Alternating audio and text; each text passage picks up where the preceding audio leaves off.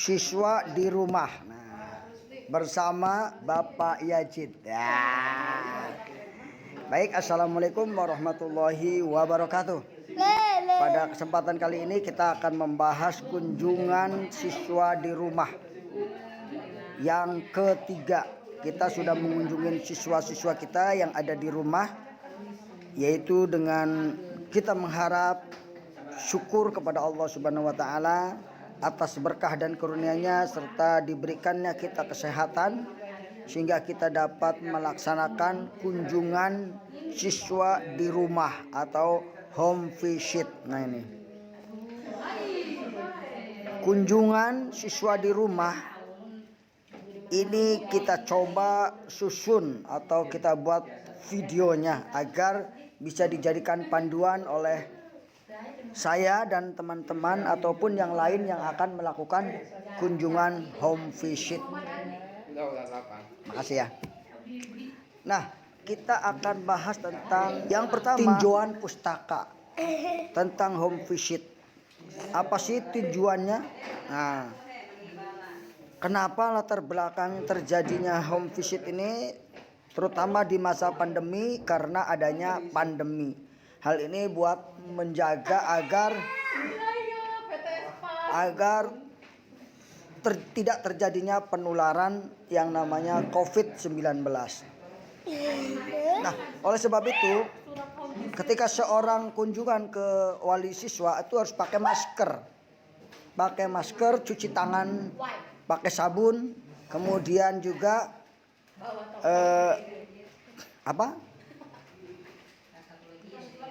menjaga jarak, jangan terlalu dekat. Kalau dengan melakukan 3 hal tersebut juga sudah termasuk bagian daripada sosialisasi untuk hidup sehat.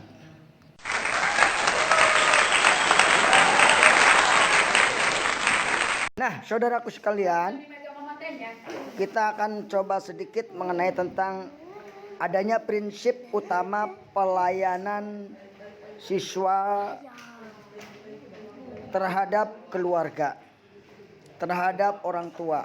Nih, untuk dapat mewujudkan pelayanan yang baik, maka banyak upaya yang dilakukan oleh madrasah atau oleh guru atau oleh kepala sekolah. Salah satunya adalah yang dipandang mempunyai peran amat penting, yaitu melakukan kunjungan rumah atau home visit, serta melakukan komunikasi dengan siswa di rumah terhadap keluarga atau terhadap wali siswa yang membutuhkan. Nah, ini. Karena pengetahuan tentang latar belakang siswa serta wujudnya pelayanan dari madrasah merupakan kewajiban bagi setiap madrasah untuk dapat memahami serta terampil melakukan kunjungan terhadap siswa tersebut. Ya, apa tujuannya? Tujuan daripada home visit, satu, menjelaskan dasar-dasar kunjungan rumah home visit dalam bidang pendidikan tentunya.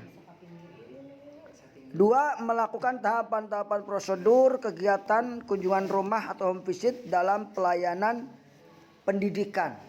Jadi seorang guru madrasah ketika masuk ke rumah wali siswa itu jangan langsung lonong. Mestinya juga assalamualaikum dulu, senyum dulu, jadi ramah, jadi kelihatan oh gurunya agak ramah. Jangan cembetut aja. Assalamualaikum. Waduh, gawat ini. Ini kirain guru apa perampok. Nah, bahaya ini ya. Jadi harus menunjukkan akhlakul karimah. Yang ketiga, mengidentifikasi permasalahan pendidikan. Tujuan daripada home visit salah satu adalah mengidentifikasi permasalahan pendidikan keluarga berdasarkan fungsi keluarga sebagai pendidik tentunya. Jadi di situ diidentifikasi, yang pertama namanya siapa, siswa kelas berapa. Yang kedua tujuannya dijelasin. Jadi mengidentifikasi apakah siswa itu membutuhkan remedial dalam pembelajaran atau remedial dalam hafalan atau remedial dalam membaca atau yang lainnya. Nah ini pentingnya mengenal tujuan home visit.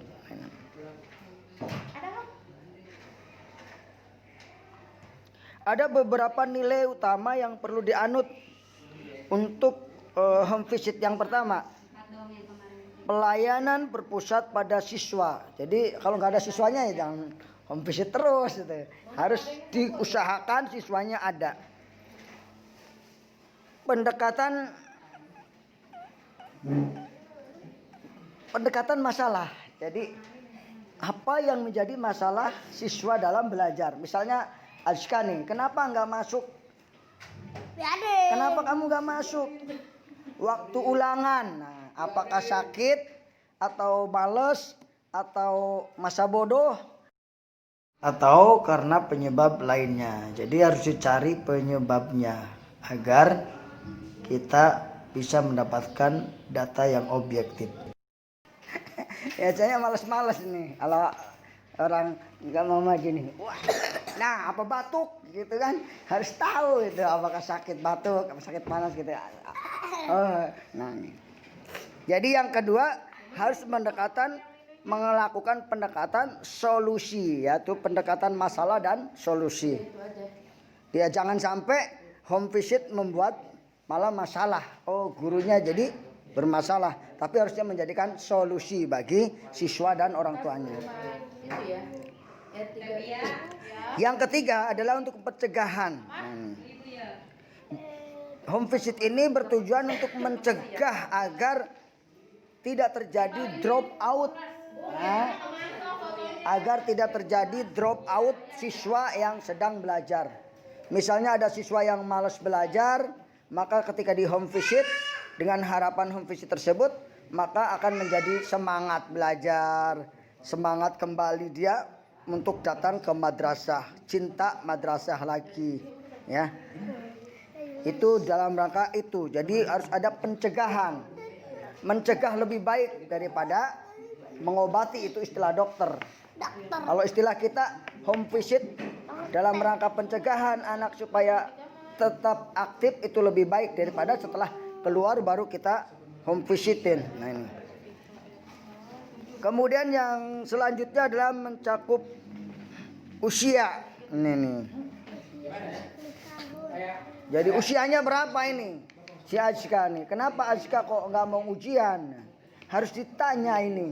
Oh usianya masih 8 tahun. Wajar dia belum bisa kebuka otaknya, belum bisa kebuka pikirannya. Kenapa? Masih 8 tahun. Soalnya apa? 7 tahun, betul. Makanya males belajarnya. Karena apa? Karena masih terlalu muda gitu. Belum bisa menangkap, apalagi pelajaran matematika. Pusing. Matematika, orang mati di Amerika. Datang Belanda, ditembak jatuh cinta. Aduh gitu. Gimana itu? Jadi benar-benar home visit ini harus melihat usia anak tersebut. Jangan sampai memberikan kurikulum yang beban berat kepada anak sehingga anak merasa berat dalam belajar. Jadi kemudian yang ketiga, yang keempat itu pelayanan, tempat pelayanan, di mana atau tempat rumah yang kita kunjungi. Nah, iya, yang tempat yang kita kunjungi itu harus betul-betul siap menerima kita. Kalau tidak ya cari lagi murid yang baru, cari lagi gitu tempat yang siap menerima kedatangan kita. Selanjutnya alasan kenapa dilakukan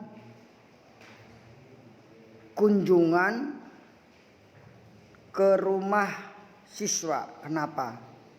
Alasannya antara lain adalah satu, untuk lebih mengenal kehidupan siswa. Untuk lebih mengenal kehidupan siswa. Bahwa telah disebutkan di atas bahwa pendidikan dengan pengajaran itu berbeda. Kalau pendidikan itu menyeluruh sebenarnya. Untuk dapat menyelenggarakan pendidikan diperlukan antara lain tersedianya data lengkap tentang keadaan siswa. Sehingga ketika masuk sekolah, siswa disuruh mengisi formulir sedemikian rupa hingga dapat dikenal kehidupan siswa secara lengkap. Nah, dengan home visit kita langsung mengenal tempat di mana siswa tinggal. Nah, dengan siapa siswa tinggal. Tuh, plottingan. Kedua, untuk melakukan bimbingan dalam pelajaran. Nah, kamu belum setor dulu hafalannya. Nah, ketika di kelas nggak mau setor hafalan perkalian, maka bisa di rumah kita kunjungin. Nah, itu juga salah satu solusi. Tapi lihat dulu anaknya, apakah dia siap atau belum siap.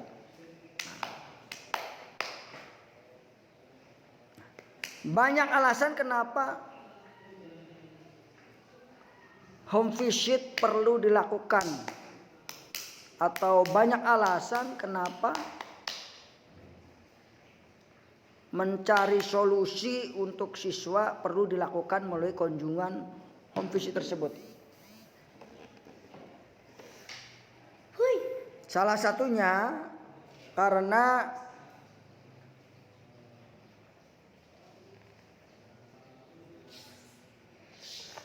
tidak mungkin misalnya siswa hadir ke sekolah karena sakit atau karena alasan lain, maka perlu kita kunjungi.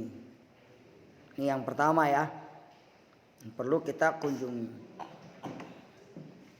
Misalnya si siswa ini kesulitan belajar sehingga ketika mau masuk sekolah itu malas, atau siswa ini menderita penyakit yang mengganggu ingatannya atau mengganggu konsentrasinya dalam belajar.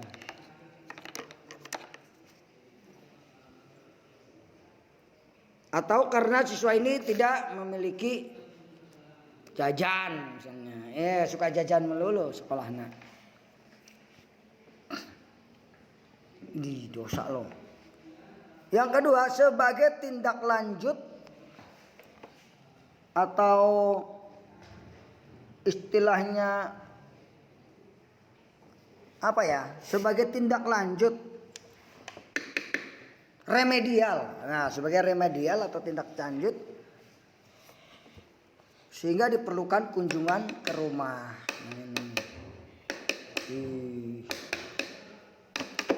Dosa. Manfaat kunjungan. Manfaat kunjungan apa? Manfaatnya apa? Kunjungan coba. Nah, foto nih. Manfaat kunjungan dapat lebih meningkatkan pemahaman anak terhadap pelajaran yang telah disampaikan oleh guru. Kedua, dapat lebih meningkatkan hubungan guru dan siswa atau orang tua. Kemudian yang ketiga, dapat lebih menjamin terpenuhinya kebutuhan belajar siswa. Dapat meningkatkan kepuasan belajar siswa. Sehingga saya kalau nggak bisa mah dibimbing oleh guru saya. Rumah gurunya baik gitu. Bukannya minta oleh-oleh, malah kadang-kadang guru yang bawa oleh-oleh dari rumahnya. Sehingga akan terjadi kepuasan terhadap pembelajaran. Sehingga kalau dia sudah senang sama pembelajaran, senang sama gurunya, maka ilmu juga akan mudah masuk.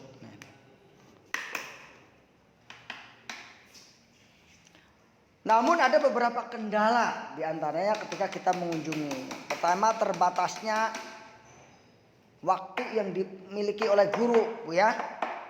Sulit kan kita kalau membagi waktu untuk berkunjung. Sudah capek kita harus mengunjungi siswa. Tapi di masa pandemi ini kan, karena kita bisa membagi waktu, maka bisa melakukan kunjungan home visit. Tuh udah pulang tuh. Yang kedua, panggilan kunjungan ke rumah yang tidak diperlukan. Ini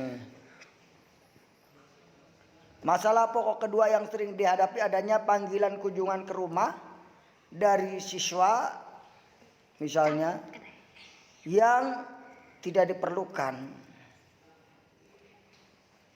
Sehingga kita merasa kesal, membuang waktu, tenaga, dan sebagainya. Yang ketiga, ketergantungan antara guru dengan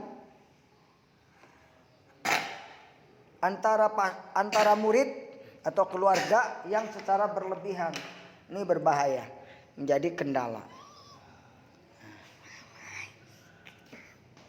Nah, faktor-faktor yang mempengaruhi kunjungan atau home visit. 1. Makin mudahnya sistem komunikasi. 2. Tuh. Sana coba. Makin majunya ilmu teknologi. 3. Penggunaan alat. 4. Sikap dan perilaku guru.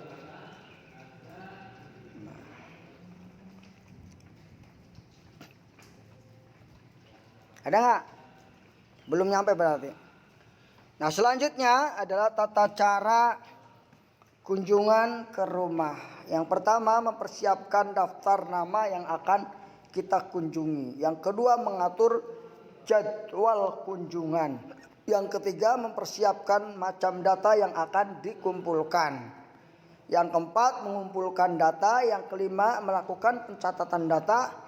Yang keenam, menyampaikan nasihat atau masukan atau penyuluhan kepada siswa atau orang tua. Nah, itu saja yang dapat saya sampaikan terkait dengan kunjungan home visit kita sebagai guru di masa ini. Semoga bermanfaat khususnya bagi saya, kamu, dan kita semuanya. Billahi taufiq wal hidayah. Wassalamualaikum warahmatullahi wabarakatuh. Selanjutnya ini adalah dokumen atau foto-foto daripada kunjungan home visit. Nah, ini di Kampung Kalahang, yang ini di Kampung Gima, di mana orang tua menandatangan. Nah, ini saya sedang menjelaskan apa tujuan dari home visit tersebut, apa manfaatnya buat orang tua dan siswa. Nah, ini kita berfoto bareng dengan siswa. Nah, ini di Desa Pandat. Kemudian ini di Kampung Gima. Nah, ini orang tua sedang menandatangan. Nah, ini di Kampung Kalahang bersama orang tua dan siswanya. Semoga bermanfaat.